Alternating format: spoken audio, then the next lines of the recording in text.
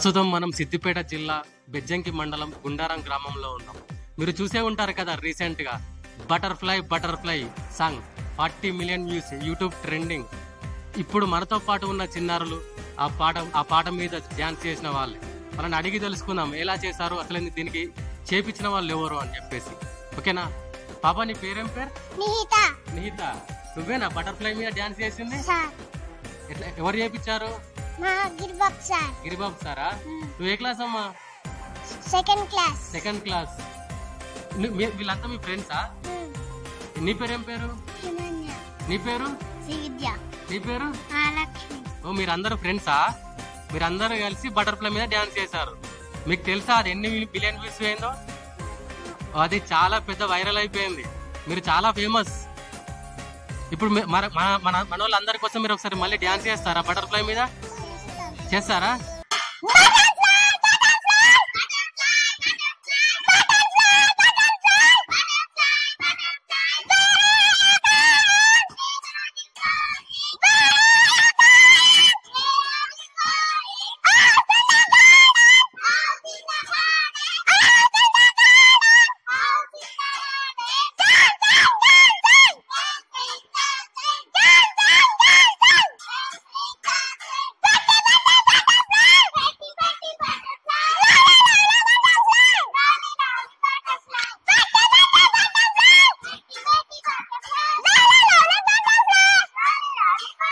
అమ్మా, పిల్లలు ఏమన్నా చేశారా? ఏం ఎనర్జీ ఇది!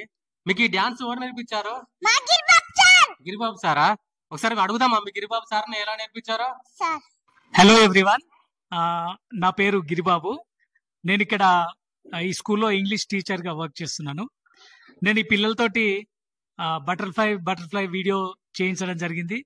అది ఎంత పెద్దగా వైరల్ అయిందో మీ అందరికి తెలిసిందే. సో నేను మామూలుగా పిల్లలతోటి లెసన్స్ చెప్పడంలో భాగంగా నేను ఆ వీడియో చేయించడం జరిగింది. కానీ నేను ఎక్స్పెక్ట్ చేయలేదు అసలు అంత వైరల్ అవుతుందని. యాక్చువల్గా బటర్ఫ్లై వేరే స్కూల్ వాళ్ళు చేయడం జరిగింది ఫస్ట్. అది చూసి నేను మా పిల్లలతోటి కూడా చేపిస్తే బాగుంటుందని చెప్పి అందరు మామూలుగా దానికి ఆ వీడియోను చూస్తూ చేయడం జరిగింది. కానీ నేను మా పిల్లలతోటి వాళ్ళ ఓన్ వాయిస్ తోటి చేయించడం జరిగింది. అట్లా ఇక్కడ ఈ అమ్మాయినే బటర్ఫ్లైగా ఎందుకు తీసుకోవడం జరిగిందంటే చాలా క్యూట్ గా ఉంటది.